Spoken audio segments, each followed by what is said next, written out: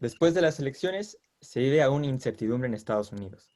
Hoy platicamos sobre el estado de los resultados de las elecciones estadounidenses, explorando el tipo y nivel de conflicto que vive aquella sociedad, la capacidad de su sistema político en manejar los conflictos y las potenciales lecciones para el resto del mundo. Gracias por acompañarnos y bienvenidos a Estación Totoaba. Radio Mano Papachango. La polarización más grande es el ingreso. Hay diversas dimensiones.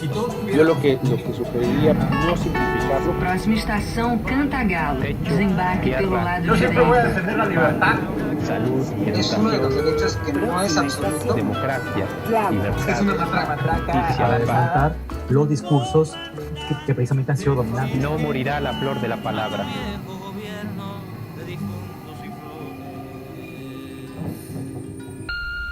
Estación Totoaba.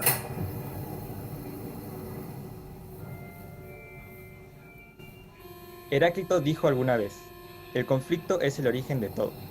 El conflicto estructura la vida social del ser humano. Puede ser el conflicto de una persona consigo mismo, una persona con el medio ambiente, o el conflicto puede ser entre humanos, quizás lo más común en nuestras experiencias y el origen de los otros tipos de conflicto. De esta palabra podemos pensar en un continuo de intensidad de conflicto, que empieza con el desacuerdo y termina en la guerra, su extremo. En este continuo se empieza con el lenguaje y la palabra, pasa por el derecho y la ley, rebasa la dominación para caer en la violencia y termina en el odio y la intolerancia identitaria. El conflicto puede llevar al progreso también.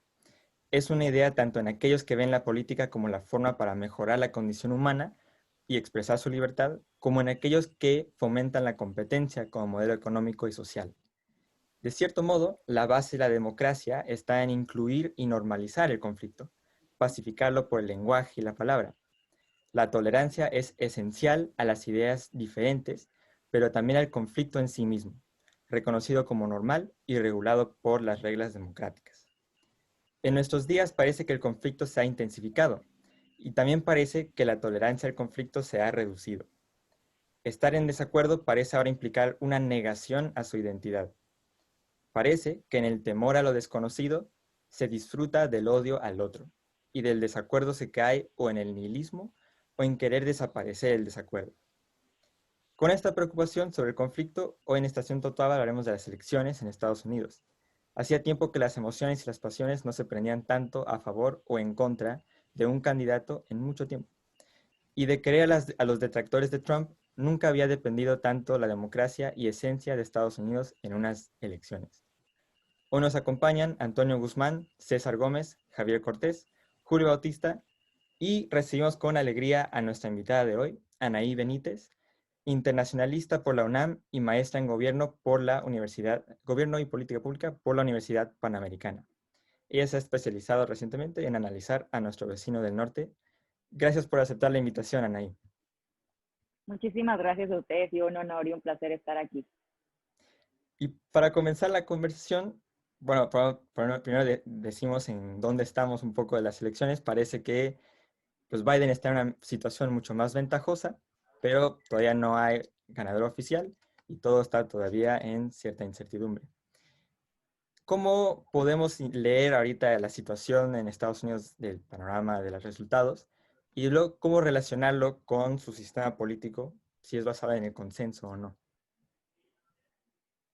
Pues mira, ahorita Estados Unidos está insertada y no desde ahorita, desde hace mucho tiempo está insertada en un nivel de conflicto altamente peligroso.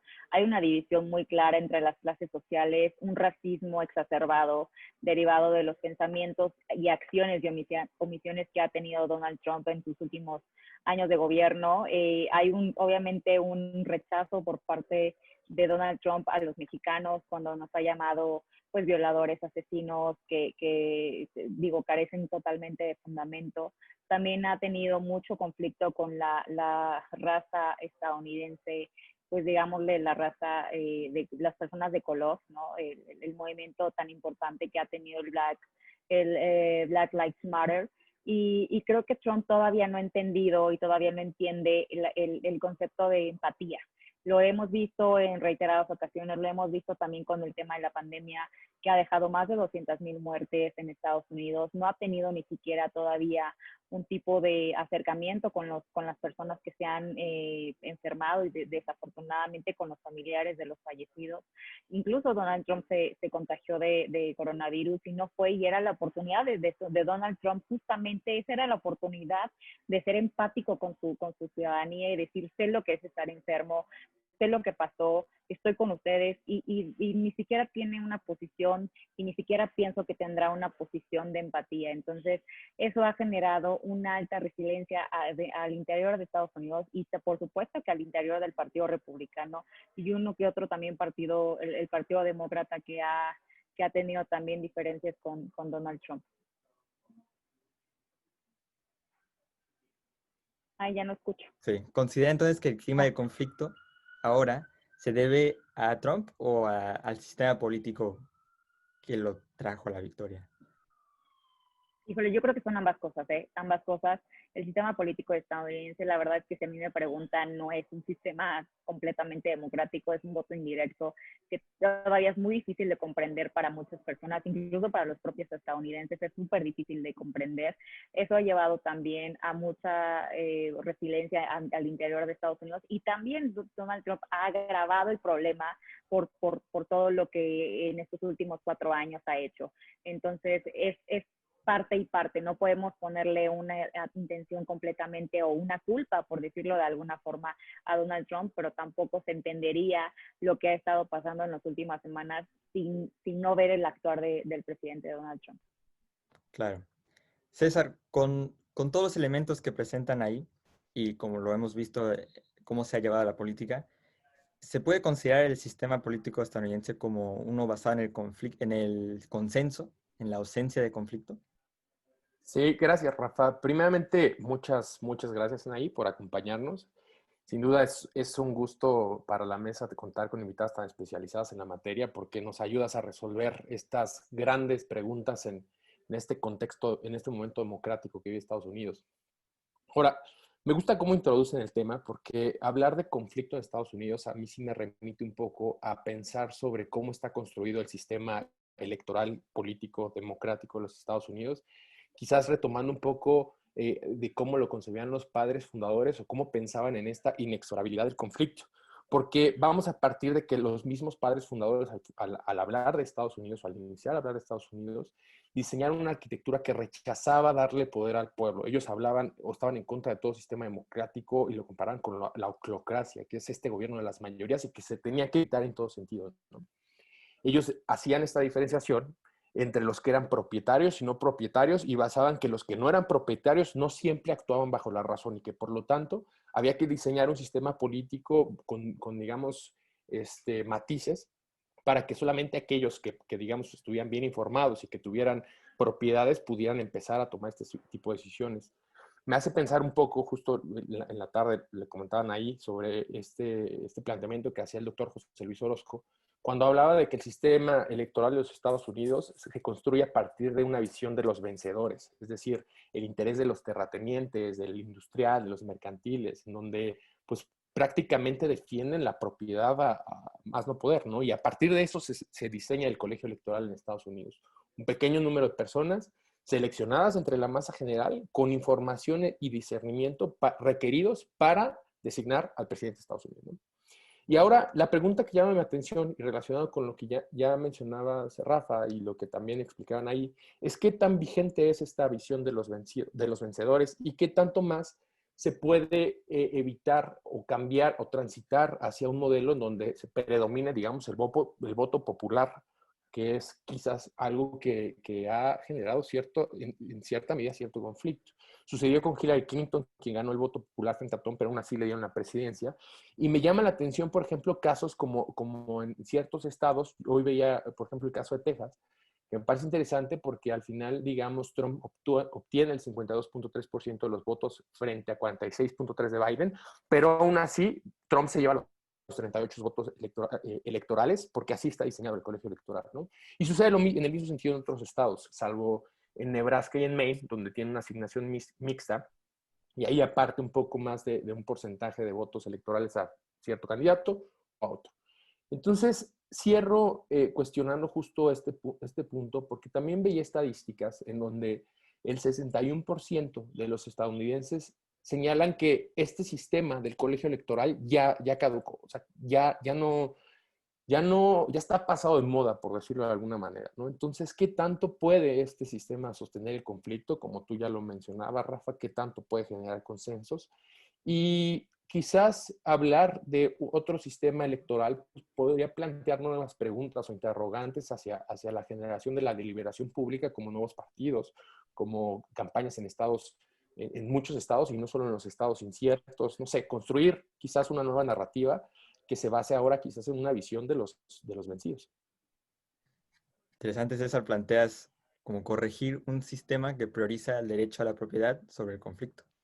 Sí. Julio, ¿tú qué opinas? ¿El sistema político estadounidense es basado en el consenso?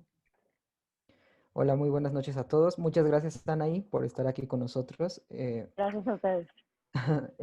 Empezando con esta pregunta, yo creo que el sistema estadounidense se ha basado en una especie de consenso, sí, pero porque así lo decían o lo dictaban los vencedores, ¿no? Como ya mencionaba César un poquito, nos dio todo un bagaje histórico, pero creo que el sistema ha llegado ya a un momento de agotamiento.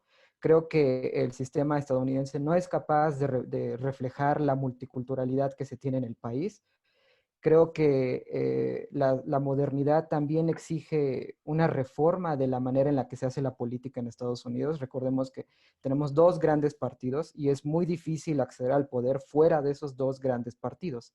Entonces, pareciera que durante un tiempo funcionó y funcionó bastante bien. La transición pacífica del poder fue una manera de mitigar el conflicto, de reducirlo y de no hacer que llegara a las calles, ¿no? Que fuera un conflicto social en el término más violento. Pero creo también que, retomando esto que mencionaba, la modernidad exige un cambio de visión, ¿no?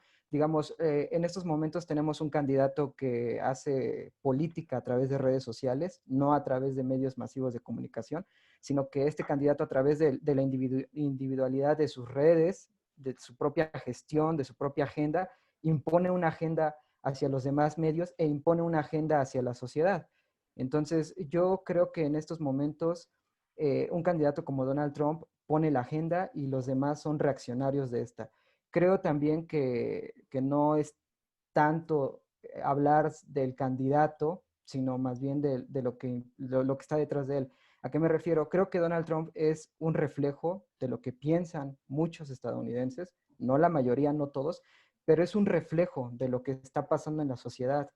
Ya lo mencionaban ahí, Estados Unidos ha tenido serios problemas de racismo, de supremacía, de esta idea de supremacía blanca también, algunos problemas de desigualdad que no se habían tocado o que no se habían querido tocar por los dos grandes partidos, y entonces a través de redes sociales que se mueven en una suerte de reafirmación del pensamiento individual y en el anonimato que pues te da este tipo de herramientas, pues vemos cómo se va traslapando, se va reconfigurando la realidad y finalmente tenemos un candidato que pues muchos decían en 2016 que era una suerte de que hubiera ganado, que fue una anomalía, que fue una excepción, pero hoy iniciamos la mesa con unas palabras tuyas, Rafa, donde decías que todavía no estaba definido, ¿no? ¿Quién había ganado? O sea, tenemos un candidato que, para sorpresa de muchos y para no tanta sorpresa de todos los que votaron por él, tiene mucha fuerza, tiene mucho arrastre,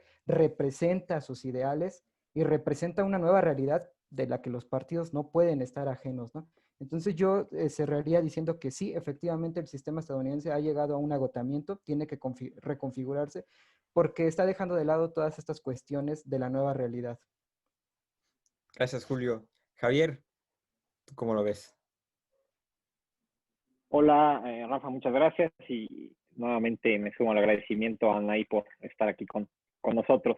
Bueno, para contestar tu pregunta, yo diría que, bueno, el sistema político estadounidense fue ideado bajo un contexto donde los valores y antivalores eran relativamente compartidos y homogéneos por el grueso de la población norteamericana, lo cual, lejos de alejar las posturas o discrepancias que existían entre los diversos grupos, dentro del país del norte, pues estas posiciones permitían, o mejor dicho, este diseño institucional permitía que esas posiciones aparentemente polarizadas pudieran encontrarse y pudieran llegar a soluciones que beneficiaran a ambos grupos. Ahora, coincido en lo que dice César, Julio y Anaí, en el sentido de que pareciera que el sistema político norteamericano se encuentra obsoleto porque estamos ya polarizados, o mejor dicho, el pueblo norteamericano está ya polarizado y parece que no va a haber una forma de unificar los intereses norteamericanos. Lo que sí es cierto, como bien mencionaba Julio César, es que el trumpismo, gane o pierda, va a seguir ahí y ya encontraron una representación política.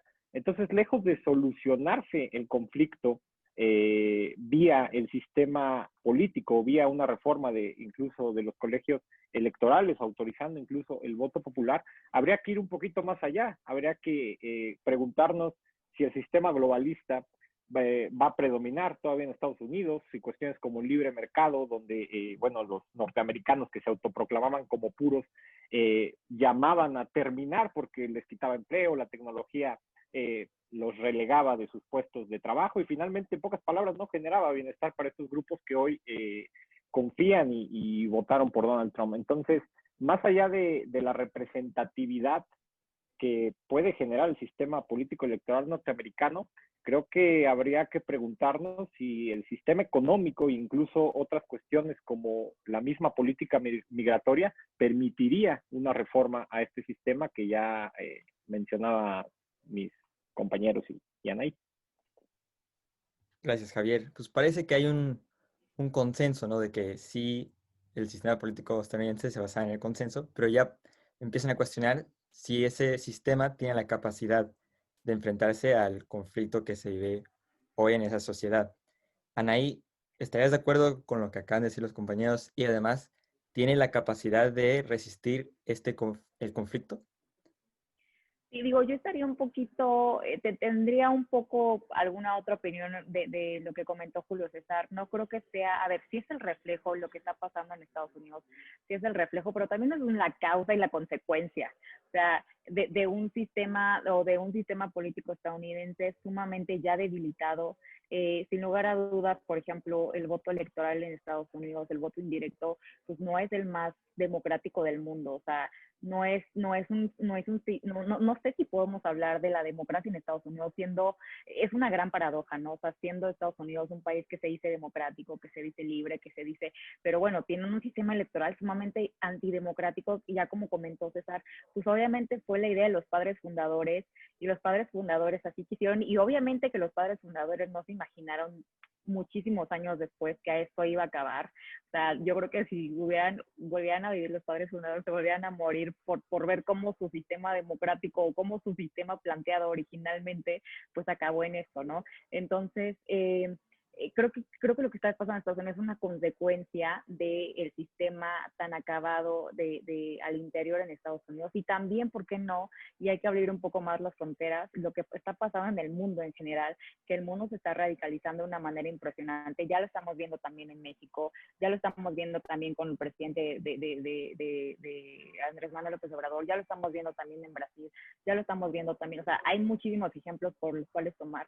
y creo que el mundo tiene que en alguna forma parar y poder reflexionar hacia dónde va la humanidad con todos estos ejemplos que Estados Unidos hoy nos vuelve a dar. Gracias, Anaí. Entonces, Estados Unidos realmente nunca fue lo democrático que decíamos. No, por supuesto que no. Estados Unidos nunca ha sido, aunque se diga democrático, por supuesto que, digo, a ver, su sistema electoral no es nada democrático, o sea, es súper antidemocrático, es un voto indirecto, a diferencia de aquí de México, que es un voto directo, que tú acudes cada vez que hay elecciones para diputado, para senador, para diputado federal, para diputado local, para presidente municipal, para síndico, para presidente de la República incluso, tu voto es un voto directo y vale en ese momento, ¿no? Estados Unidos, a diferencia, ellos tienen que votar por un colegio electoral y el colegio electoral tiene que decidir, ¿no? Y aparte de todo, o sea, a ver, ¿qué pasa con California? ¿No? Que California tiene 55 votos. Tienen el principio de winner takes all. Entonces, sí, es decir, si California tiene 50% de los votos ya ganados, ganó California, sea cual sea el candidato en este momento, por ejemplo, lo ganó Biden, ¿no? Pero el candidato Biden ya ganó California, entonces, ¿qué pasa con el 40% de los votos restantes? Ese 40% ya no cuenta porque como ya tiene un 50.1%, pues obviamente ya se lleva California el estado, perdón, ya se lleva Biden, en este caso, el estado de California. Entonces, eso no me habla de un sistema profundamente democrático, eso me habla, pues, de todo, pero menos de democracia, y no puedo evitar comparar, pues, esto con México, ¿no? Claro. Entonces, Tony, hay un sistema aquí que realmente no es lo democrático y además se tiene que enfrentar a un panorama que dicen ahí de más radicalización, donde el conflicto, pues, aparentemente se ha radicalizado. ¿El sistema entonces puede resistir este contexto? Yo me quedaría dudas en la premisa de la pregunta, si se ha radicalizado últimamente Estados Unidos o realmente Estados Unidos ya estaba radicalizado y solamente, es decir, si Trump ha exacerbado el racismo y el clasismo o estaba latente y simplemente lo evidenció. Entonces yo, quizá la premisa, Rafa, no me quedará muy clara. Lo que sí pudiera decir es que el sistema tiene la capacidad, quizá no tiene la voluntad. Es decir, ¿por qué habría de haber conflictos si se puede administrar al país desde dos partidos, ¿no? Podemos simular, podemos llevar adelante. De hecho, en los últimos, ¿qué son? Más de 160 años, no ha existido un presidente que no sea republicano o que sea demócrata, ¿no? A pesar de de hecho, ahorita que decía César de reformar precisamente desde los padres fundadores, yo no estoy tan seguro que se revolcaran y se tumban los padres fundadores, no estoy tan seguro que fueran completamente democráticos, ni que fueran completamente populares o populistas. A mí me quedaría también duda en ese sentido, pero lo que sí me queda claro es que el sistema sí ha evitado el conflicto totalmente, ¿no? Por ejemplo, en esta ocasión, creo que son poco más de 30 candidatos los que se han presentado a la presidencia. He escuchado de Benjamin de Code Pink, y solo escuchamos a dos que prácticamente son los que más recaudan. Es decir, ahí sí estaría de acuerdo con Anaí, el sistema económico termina preponderando por encima de los candidatos y de la política. Y a mí lo que me gustaría plantear es cómo Trump puso en una encrucijada no solo al Partido Demócrata, sino también a su mismo partido. Porque se hablaba mucho, y quizá lo podemos dejar para, no sé si para otro debate, otra participación, si Trump es realmente populista y si lo podemos meter dentro de este rubro que sean populistas. A mí, la verdad es que me quedarían algo de dudas. Hace un poquito leí una editorial acerca de si se puede ser incluso populista y ser de derecha, que puede ser una contradicción incluso teórica, ¿no? Es decir, Trump hace, digamos que haciendo más o menos en contexto de populismo, la jerarquía, los significantes vacíos y la articulación de demandas. No sé si Trump precisamente refrendaría la lucha contra la jerarquía, incluye a los que están afuera o simplemente es un discurso. Si realmente Trump representa un significante vacío, no sé cuál sería el significante vacío. Es quizá muy claro, más en movimiento de izquierda. No sé si Trump, perteneciendo a las élites, pudiera representar un significante vacío, cuál sería. Y la articulación de demandas. Las demandas socialmente compartidas, que usualmente vienen del populismo, no son las que vienen con Trump, ¿no? Si Trump restará privilegios, digamos un sistema racista, un sistema patriarcal, entonces no sé si en ese sentido Trump también se tendría a ser populista. Lo que sí es que Trump viene a romperles muchas de las estructuras en las que estaban relativamente acomodados los republicanos y los demócratas en un sistema que no ha querido cambiar y que Trump simplemente, yo creo, lo pone de manifiesto. Entonces, hay capacidad, pero no hay voluntad. Y además, en el panorama presentas la cuestión del populismo, cómo entenderlo además en nuestras épocas. Javier, ¿tú cómo reaccionarías a lo que está planteando Tony? Coincido totalmente con Tony, como ya mencionaba en mi respuesta anterior. Bueno, creo que el principal factor que permitía esto era, bueno, la relativa homogeneidad que existía entre los valores y antivalores que existían en la sociedad norteamericana. Es muy curioso cómo siempre que triunfa un candidato antisistema o un personaje que tal vez no estaba en el radar, luego se menciona la palabra populismo. Pero más allá de si es populista o no, y podemos encontrar ejemplos como Boris Johnson, Donald Trump, Jair Bolsonaro, algunos meten en la canasta a nuestro presidente Andrés Manuel López Obrador, yo creo que vienen a evidenciar una población que estaba olvidada, que estaba relegada, que parecía que tenía que seguir las indicaciones de la mayoría como pues prácticamente una Biblia. Entonces coincido con Tony en la parte de que no hay que dejar de lado, más allá de si entra teóricamente o no, si es de derecha o es populista, en esa sociedad que, pues, bien o mal, pues allí está y está votando y está queriendo encontrar una representación política que lleve al poder sus intereses y reaccione ante, pues, como mencionaba esta ola globalista que ellos mismos se quejan porque pues no ha generado bienestar para ellos. Entonces, más allá de el conflicto o el consenso, hay que, creo yo, analizar las cosas en su debida dimensión y pues encontrar, o los norteamericanos tendrán que encontrar las soluciones para encontrar mayor representatividad. Tal vez el bipartidismo es lo que ya está obsoleto en Estados Unidos, ya lo mencionaba Tony, 30 candidatos y solamente 2 no solo compiten por la presidencia, sino que solamente 2 partidos pueden obtener representación en la Cámara de Representantes y en la del Senado, cosa que pues viene nuevamente a exacerbar esta sociedad que se siente olvidada y relegada por una política que pareciera que es totalmente homogénea. Claro, ¿para qué enfrentar el conflicto si se puede invisibilizar por un momento? Anaí, te vi sonriendo varias ocasiones y como accediendo a lo que decían. ¿Qué opinas?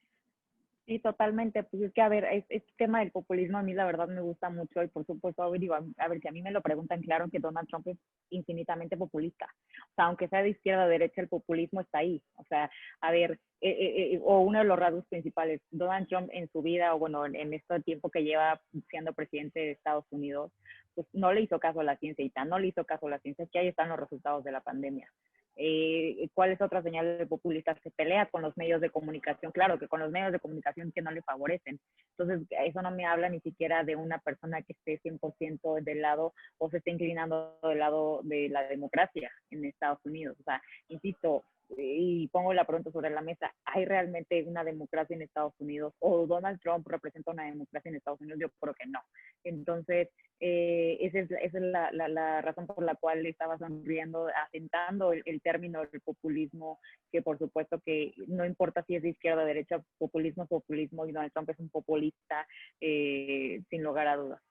¿El populismo está encontrado con la democracia? ¿Cómo? O sea, ¿el populismo se opone a la democracia? Por supuesto. Okay. Por supuesto. O sea, una cosa es democracia y otra cosa es populismo. Tony, creo que te doy la palabra porque ahí se aludió a las propuestas que tú pusiste en la mesa. Estoy de acuerdo con Anaí en la caracterización de Donald Trump. Vamos, creo que ahí no hay mayor conflicto. Yo encontraría al populismo como parte, extensión y quizá una parte fundamental de la democracia, desde mi punto de vista. ¿Se ha convertido lo político en sinónimo de populismo? Yo creo que sí, en el sentido en el cual, digamos que la construcción del pueblo y el actor político por excelencia tiene que ser una composición dentro de un marco institucional, y prácticamente lo que se basa el populismo es en la inclusión de los que están afuera, ojo, los que están afuera, que no fueron incluidos en el sistema, y que el populismo intenta jalar y encontrar para llevar a cabo, digamos, prácticamente causas políticos. En ese sentido, por eso comentaba ahorita, el populismo se pone a la parte de la jerarquía, ofrecer significantes vacíos. Hay un ejemplo buenísimo que da Iglesias con respecto a la definición de Laclau en populismo acerca del peronismo. Una mujer llega y avienta un ladrillo a un edificio de gobierno porque se quejó porque en su hospital no le habían dejado abortar. Y dice, viva Perón, hijos de puta. En ese sentido, digamos que la mujer encuentra un significante vacío en el peronismo, dado que precisamente no es que Perón estuviera de acuerdo totalmente con el aborto gratuito, etcétera, ni siquiera un debate en su época, pero le da significado. En ese sentido, creo que el populista sí le da significado a causas, a ciertas expresiones populares que fueron dejadas que se hicieron de lado. En ese sentido, hay quien quiere incluir a Trump en la parte del populismo porque habla por muchos de los desempleados que son blancos, que quedaron apartados de este proceso de industrialización en Estados Unidos, que para mí no precisamente la populista. En ese sentido, lo que dicen ahí, la caracterización de Trump, yo la encuentro totalmente válida. Yo la incluiría más en el apartado demagógico, y aparte, porque aparte Trump es algo muy particular. En su articulación de demandas, él quiere restaurar privilegios, es racista, es patriarcal, es misógino. Entonces, Trump ahí tiene una mezcla. Creo que incluso hasta Trump va a cualquier teoría, ¿no? O sea, Trump va a agarrar lo peor de cualquier concepto. Independientemente de si sea populista o no, Rafa, yo lo que sí hay que tener muy en cuenta, o lo que deben tener en cuenta los estadounidenses, es precisamente cómo tiene que cambiar el sistema, ¿sí? ¿Qué tanto tiene que cambiarlo? Hay quien dice, vamos empezando por la parte electoral, vamos dándolo por distritos, hay otros que se van más electos, dicen, pues hay que se haga popular, un voto popular. De hecho, creo que Trump, y ustedes me corregirán, sigue perdiendo otra vez por 3 millones de votos, igual que hace 4 años, ¿no? Entonces, vamos, es Correcto. impensable que tú estés perdiendo por 3 millones de votos si vayas a gobernar un país. Y que ahorita podemos hablar de los conflictos. Comentaba con Javier acerca de los conflictos, ya mandaron a Giuliani a defender a Trump legalmente, entonces ahí va a haber un muy buen pleito postelectoral. Sí, es claro que va a haber algo, ¿no?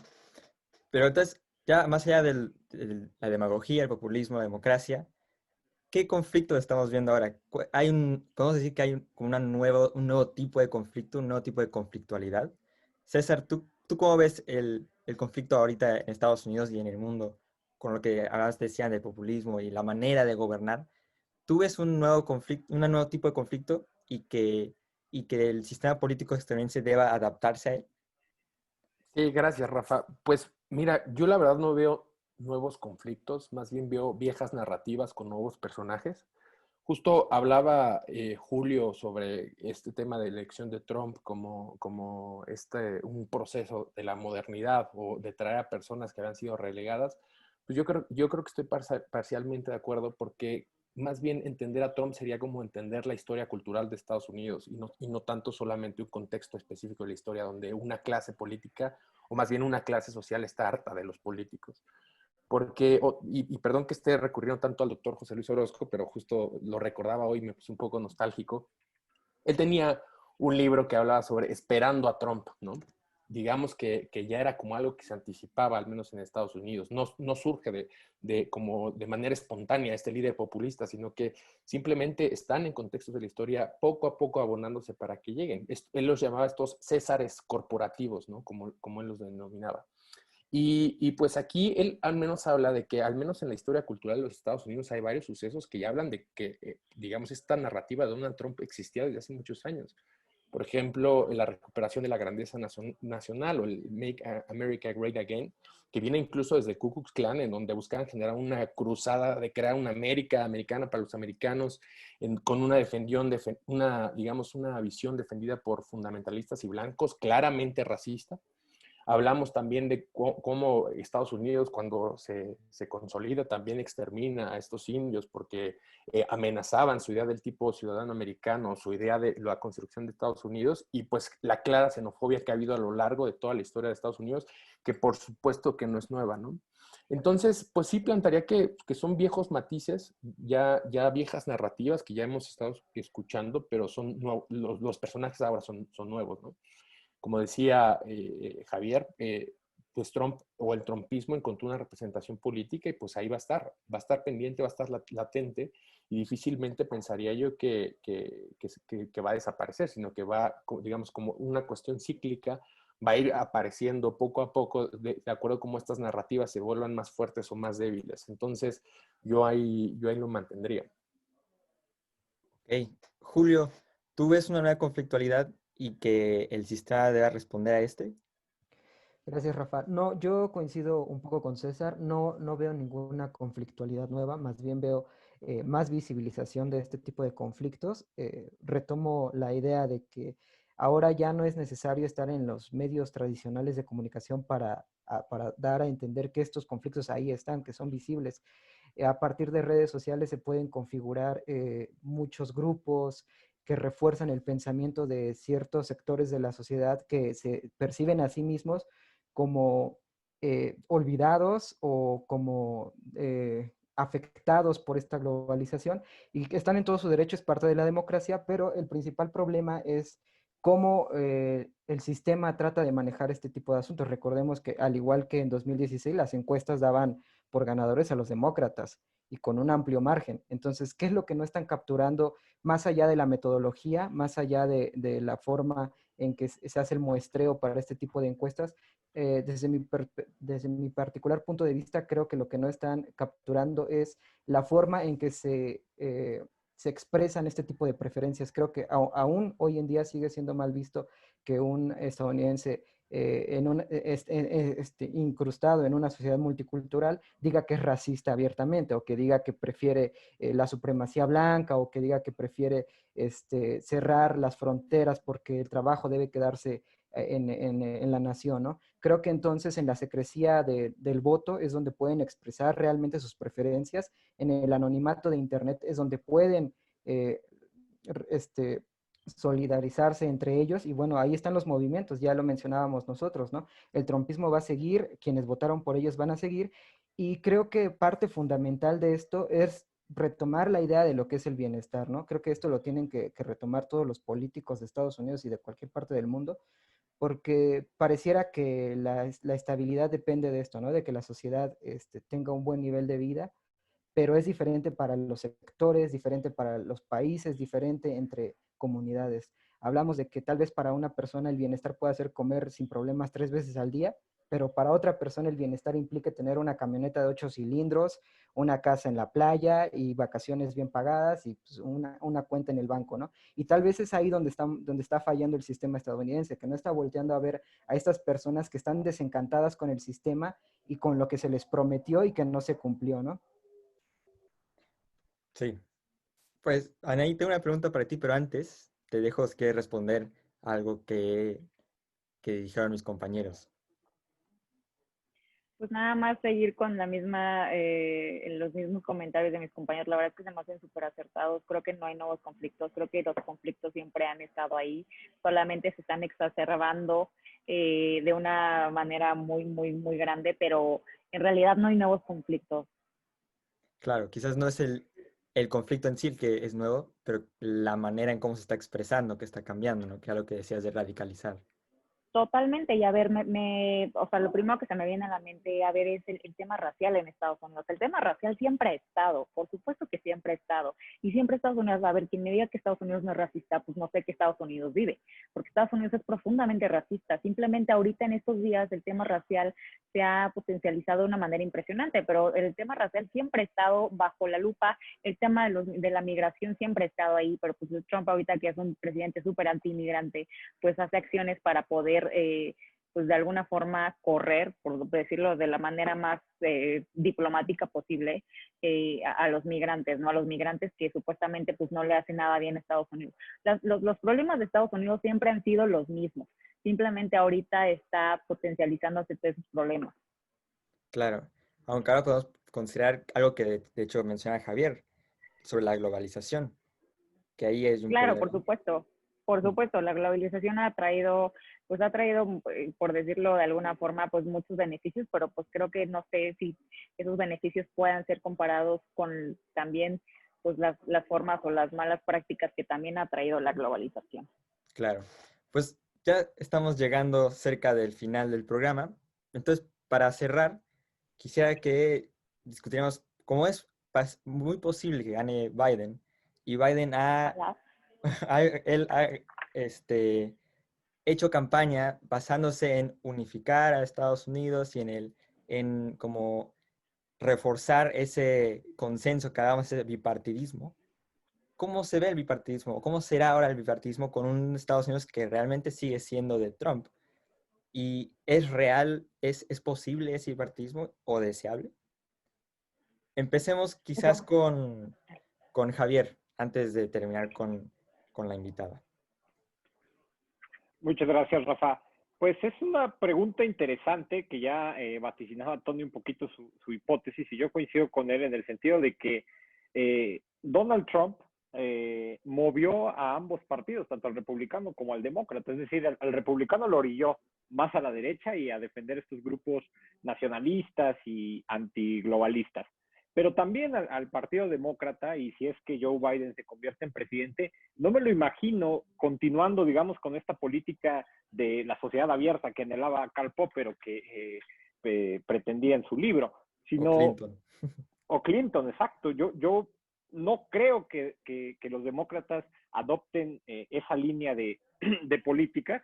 Por el contrario, creo que se correrán un poquito más al centro y tendrán ya que ponerse a trabajar realmente en la política migratoria que elección tras elección prometen, pero no han logrado llevar a la Cámara de Representantes y a la Cámara perdón, y al Senado, ¿no? Entonces, me imagino unos demócratas un poquito más matizados debido al fenómeno Trump.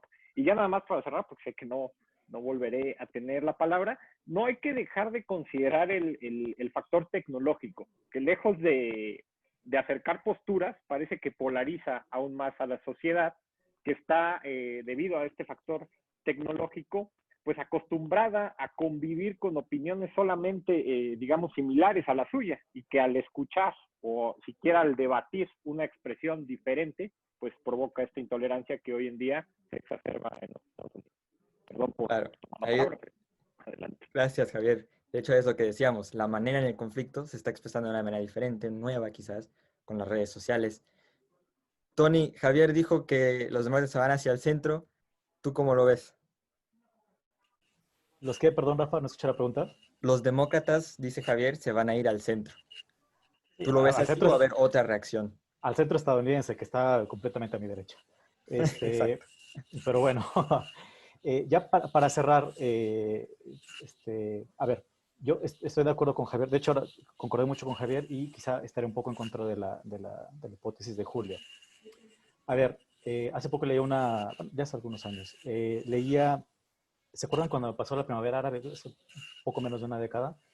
Me acuerdo que se le atribuía mucho a las redes sociales y no, es que ahora las redes sociales y la forma de comunicación. Y en ese sentido estoy de acuerdo con Javi, que realmente son cajas de eco en el mejor de los sentidos, porque en otras son completamente manipuladas. Las redes están cargadas. Si tienen los dados, fue en contra de Trump. No es que yo sea trumpista, pero estuvieron en contra de Trump. Y de hecho, incluso hay varias hipótesis que se pueden no compartir, pero a las redes hay cargada. Yo también estoy en contra de Julio en el sentido de hablar de las redes sociales como manera de expresión, digamos que altera los medios, etc. Para mí las redes sociales no son ni democráticas ni son absolutamente nada, y se demostró en la primavera árabe que muchos decían que las redes sociales eran las que habían hecho que la revolución y la gente en las calles. No. De hecho, precisamente cuando empezaron en Libia, de hecho con Hosni Mubarak en Egipto, etcétera, había habido cerca de 365 manifestaciones previas en la calle de a pie, previo a la concentración después que se pusieron de acuerdo en las redes sociales. Es decir, yo creo que la lucha está en la calle para los estadounidenses. Ahora, no sé qué tan afectos sean los estadounidenses, porque aparte cada estado es un mundo, no sé qué tan afectos sean a tomar la calle. Se ha visto que ya ha habido más revueltas, no sé si compararlas con la de los 60, pero se nota que han tomado la calle. Y es que yo creo que la democracia está precisamente en la calle, no en las redes sociales. Ahora, las redes sociales pueden ser un reflejo, sí pueden ser un reflejo, pueden ayudar quizá un poco, no sé qué tanto, pero lo que sí yo, y con lo que cerraría precisamente, es que los estadounidenses tienen que encontrar la resistencia precisamente de a pie en estos ríos de gente que llenan de esperanza. Justamente, y si el conflicto está en la calle, ¿qué pasó con ese sistema? Julio, con alusión Rafa, personal...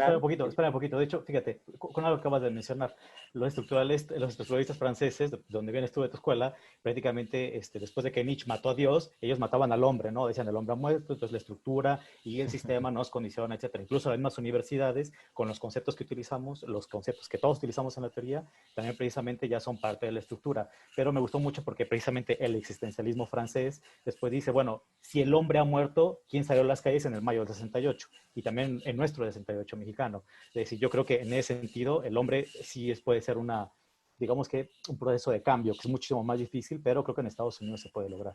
Discúlpame, Rafa, ya te interrumpí. No hay problema. Julio, en menos de 30 segundos, ¿quieres responder a lo que dijo Tony? Sí, claro, creo que Tony no me entendió. Yo nunca dije que la democracia está en las redes sociales.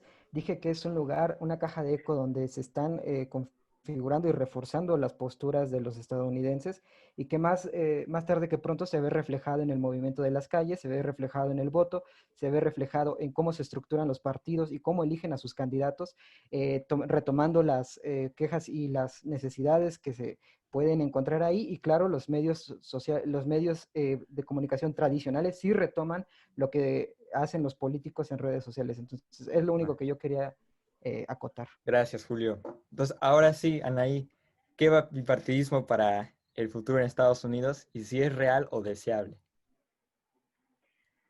Mira, sin lugar a dudas, siempre Estados Unidos ha existido un bipartidismo. Los candidatos que quieren ser que no están de acuerdo con el partido ni demócrata ni republicano, no tienen lugar por el sistema electoral que tiene el sistema estadounidense. Y a ver, sobre lo que comentaste sobre la unión, creo que Biden tiene el gran reto, si es que se declara ganador, sí, ojalá que así sea, ¿no? Tiene el gran reto de unir a los estadounidenses, de unir sobre todo al Partido Republicano, aunque no sea su partido político, pero al fin y al cabo está inmerso en un sistema político, y por supuesto el gran reto de unir a su partido, al Partido Demócrata, que muchos al principio pues no estuvieron muy de acuerdo en que él fuera el candidato, porque había muchísimos más candidatos, muy buenos candidatos, incluso muchos al interior del Partido Demócrata dijeron que Biden pues, era un pésimo candidato, ¿no? Desafortunadamente o afortunadamente él fue el candidato. Él tiene el gran reto junto con Kamala Harris, que va a ser su vicepresidenta, de unir a los Estados Unidos. Creo que lo está haciendo bien. Creo que los tweets de los últimos momentos sobre la paciencia que se tiene que tener en las elecciones en Estados Unidos, siendo unas elecciones completamente extraordinarias, siendo unas elecciones con un voto postal increíblemente alto y una participación muy grande, ha dado el ejemplo de lo que la paciencia y la perseverancia tiene que dar, a diferencia de Donald Trump, que ha seguido dividiendo, que ya se declaró ganador, que va a llegar hasta las últimas consecuencias y por supuesto que va a llegar hasta la Corte Suprema si es necesario, y va a impugnar cada estado en donde los resultados no le favorezcan y los resultados sean muy estrechos entre ambos candidatos. Entonces, el gran reto de Biden es unir a los estadounidenses, sean blancos, sean negros, sean latinos, sean asiáticos. De todas formas, todos viven en Estados Unidos, entonces todos conviven en Estados Unidos, las leyes son para todos, y no me queda más que agradecer a todos ustedes por su invitación y gracias por tomarme en cuenta. Muchísimas gracias, Anaí. Y hasta aquí ha llegado el tiempo que teníamos hoy. Y obviamente queda mucho por ver aquí. Muchísimas gracias a todos y nos vemos en la siguiente. Prepare su descenso.